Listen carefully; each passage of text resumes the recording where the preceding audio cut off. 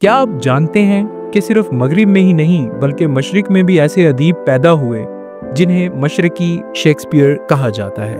ये वो अजीम लिखारी थे जिनकी तहरीरों ने लाखों लोगों के दिलों को छुआ, समाज में इनकलाब बर्पा किया और उर्दू अदब को नई पहचान दी। आइए आज की इस दिलचस्प वीडियो में जानते हैं कि वो कौन थे और उनका अदब क्यों अमर हो गया और हमें उनसे क्या सीखने को मिलता है। दोस्तों, जब हम शेक्सपियर का नाम सुनते हैं तो मगरबी अदब का एक अजीम शायर और ड्रामा निगार जहन में आता है, लेकिन मशरिक में भी ऐसे कई अदीब गुजरे जिन्हें उनके फन की बुलंदियों की वजह से मशरिकी शेक्सपियर कहा जाता है। ये वो लोग थे जिन्होंने जिंदगी, मोहब्बत, सियासत और समाजी मसाइल पर कलम उठाया और ऐसी तख्लीकात छोड़ गए तो सदियों तक याद रखी जाएंगी।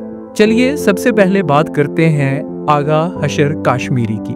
आगा हशर काश्मीरी को बरे सगीर के सबसे बड़े ड्रामा निगारों में शामिल किया जाता है और इन्हें मशरिक का शेक्सपियर कहा जाता है। इनका कलमी जादू और इनके मुकालमे आज भी जिंदा हैं। 1879 में बनारस में पैदा होने वाले आगा हशर का असल नाम मोहम्मद शाह था। वो बचपन से ही अदब और थिएटर की दुनिया में दिलचस्पी रखते थे। इनका रुझान हमेशा स्टेज ड्रामों की तरफ रहा। इन्होंने कम उम्री में ही अपने अदबी सफर का आगाज कर दिया। उर्दू थिएटर की दुनिया में इन्होंने ऐसे शाहकार तख्लीक किए जो आज भी जिंदा और जावेद हैं। 1900 की दहाई में आगा हशर ने थिएटर कंपनियों के लिए लिखना शुरू किया। इनके ड्रामे मगरबी तर्ज पर भी थे मगर उनमें मशरकी रंग नुमायां था।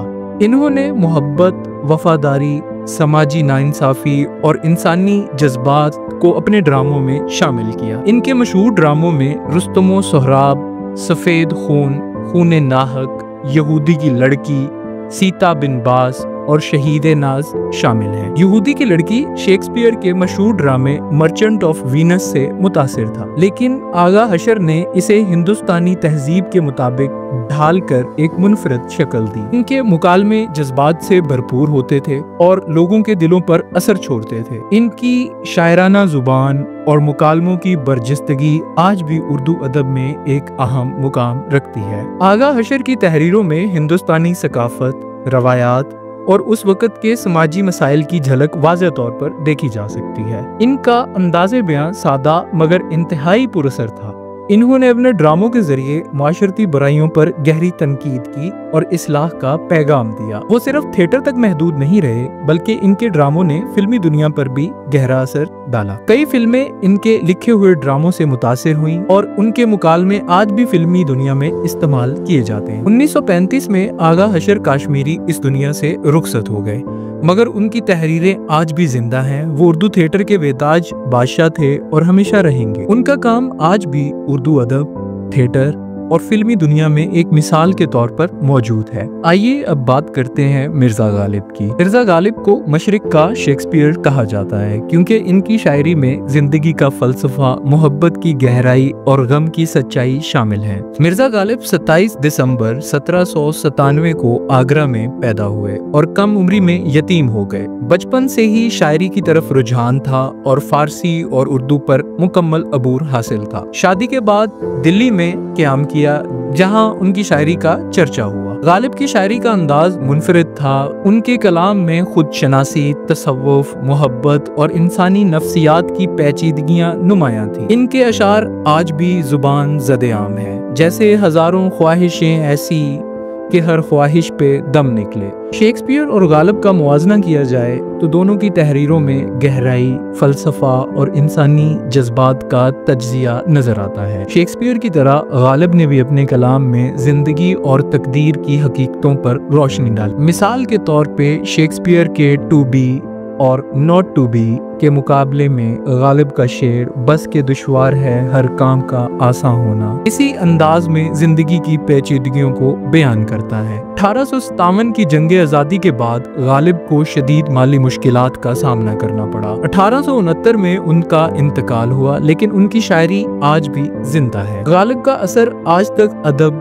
फिल्म और मौसीकी में महसूस किया जा सकता है। उनकी शायरी को कई फिल्मों और ड्रामों में शामिल किया गया जिनमें 1954 और 1988 की मिर्जा गालिब फिल्में शामिल हैं। दीद शायरों जैसे फैज़ अहमद फैज़, साहिर लुधियानवी और जॉन एलिया पर भी गालिब के कलाम का असर वाज़ेह नजर आता है। इनकी शायरी का हुस्न आज भी दिलों में जिंदा है और हमेशा रहेगा। अगर आपको मिर्जा गालिब का कोई शेर पसंद आए तो कमेंट्स में जरूर बताइएगा। ये बात करते हैं रविंद्रनाथ टैगोर की। रविंद्रनाथ टैगोर, जिन्हें मशरकी शेक्सपियर भी कहा जाता है, एक अजीम बंगाली शायर, फलसफी, मुसन्नफ और मौसीकार थे, जिन्होंने अदब की दुनिया में एक अनमिट निशान छोड़ा। 7 मई 1861 को कलकत्ता, बरतानवी हिंदुस्तान में पैदा हुए और अपनी शायरी, कहानियों, नावलों और गीतों के जरिए मशरकी तहजीब व सकाफत को एक नई पहचान दी। टैगोर वो पहले गैर यूरोपीय अदीब थे जिन्हें 1913 में अदब के नोबेल इनाम से नवाजा गया, जो उनकी शायरी मजमूए गीतांजलि के एतराफ में दिया गया था। इनकी तहरीरें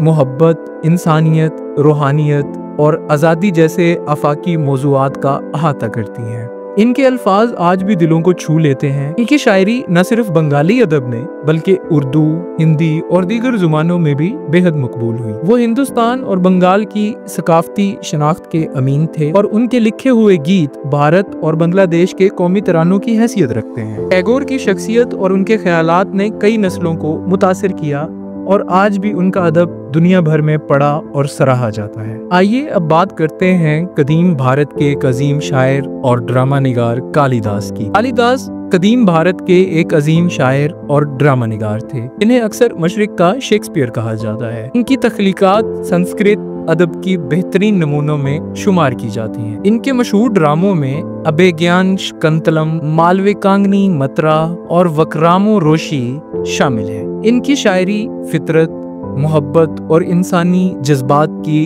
अक्कासी करती है। इनके अल्फाज की मिठास और गहराई आज भी अदब के शायकीन को मुतासिर करती है। मशरकी शेक्सपियर का जिक्र हो तो सादी शेराजी को कैसे नजरअंदाज किया जा सकता है। सादी शेराजी फारसी अदब के अजीम शायर, नसर निगार और मुफक्कर थे, जिन्हें मशरिक का शेक्सपियर कहा जाता है। वो 13वीं सदी में ईरान के शहर शेराज में पैदा हुए।